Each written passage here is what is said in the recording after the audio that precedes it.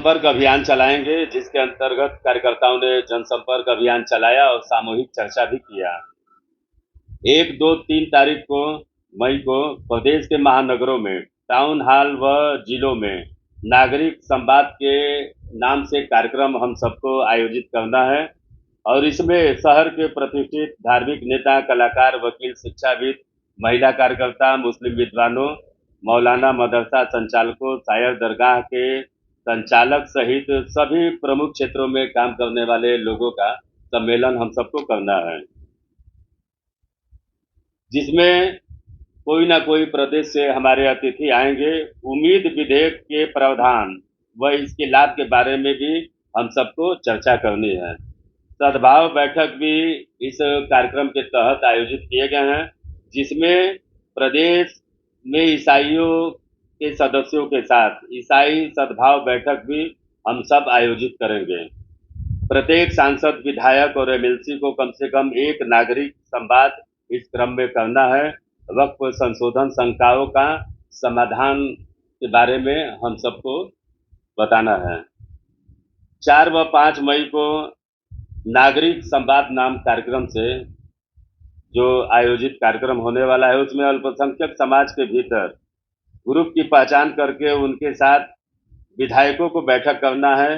वक्फ अधिनियम के संबंध में भाजपा के बारे में सकारात्मक नैरेटिव को बढ़ावा देने के लिए अल्पसंख्यक समाज के वक्फ सुधार के समर्थकों को प्रोत्साहित हम सबको करना है।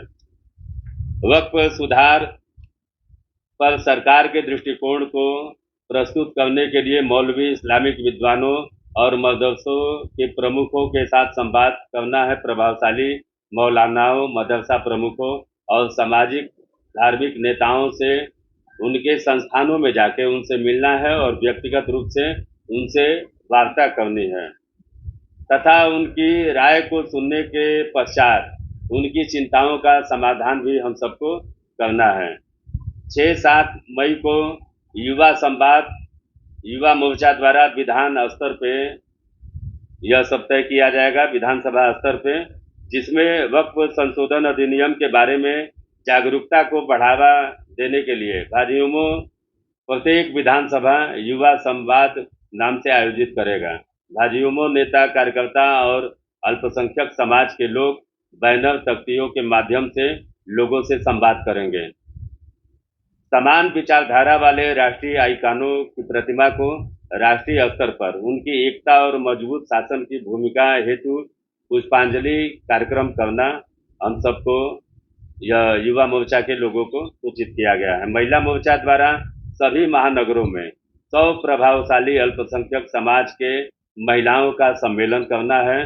कम से कम 500 प्रभावशाली महिलाओं से संपर्क करने की योजना पार्टी ने बनाई है। प्रभावशाली महिला नेताओं, कलाकारों और अल्पसंख्यक समाज के स्थानीय प्रभावी लोगों से संवाद स्थापित करना है। महिला सशक्तिकरण की दिशा में मोदी सरकार का यह एक और बड़ा कदम है। 8-9 मई को संगठन ने तय किया है कि प्रत्येक मंडल में मन की बात कार्यक्रम के बाद महिलाओं से संपर्क करना है, उनको इस पक्ष में माहौल तैयार करने के लिए समझाना है।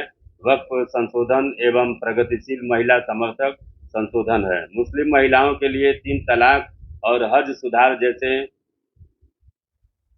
कार्यक्रम के बारे में कि किस प्रकार से इनका जीवन बदल रहा है, उसके बारे में लोगों को बताना है। और टीवी डिबेट, पत्रकार वार्ता के माध्यम से भी मुस्लिम महिलाएं इन कार्यक्रमों में अपनी सहभागिता करेंगी। महिलाएं धार्मिक आधार पर मोदी सरकार की महिला सशक्तिकरण पहल का समर्थन कैसे करती हैं, यह वीडियो के माध्यम से दिखाना है। स्थानीय प्रभावशाली मुस्लिम महिला नेता अल्पसंख्यक समाज के भीतर जाकर समझाने का प्रयास करेंगे। 9, 10, 11 और 12 मई को जो पार्टी ने तय किया है कि हम घर घर टोली सदस्यों के माध्यम से प्रत्येक क्षेत्र में संपर्क करेंगे, सभी घरों में जाके वक्फ सुधार की जानकारी देंगे। विश्वविद्यालयों, महाविद्यालयों आदि में पंपलेट का वितरण करने के पश्चात उन लोगों को सरकार की योजनाओं के बारे में बताएंगे। वक्फ सुधार की छोटी छोटी बैठकों में भ्रष्ट वक्फ प्रथाओं की चर्चा करेंगे। इस मामले में न्याय और पारदर्शिता के लिए पीएम मोदी के दृष्टिकोण की भी चर्चा करेंगे।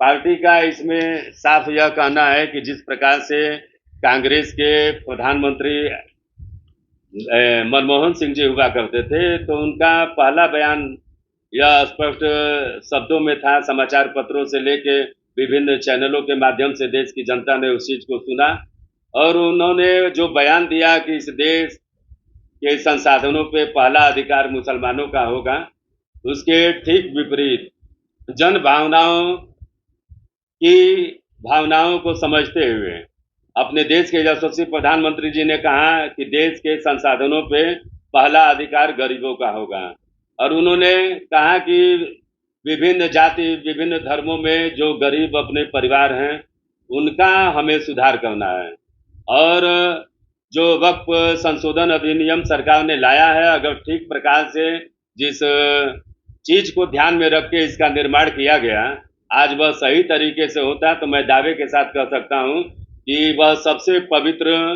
अधिनियम होता। लेकिन उसके रणनीति के तहत उसके खिलाफ जो देश के बड़े बड़े नेताओं ने गरीबों को इसका लाभ न देके सीधे अपने संपत्ति को बढ़ाने का काम किया है। देश के यशस्वी प्रधानमंत्री जी चाहते हैं कि उसमें हम सुधार करके मुस्लिम समाज को देश की मुख्य धारा से जोड़ें। जो गरीब परिवार हैं वो मुख्य धारा से जुड़ के अपना सही तरीके से जीवन यापन कर सकें। यही इस अधिनियम का देश के यशस्वी प्रधानमंत्री जी की योजना है, इसका मतलब है।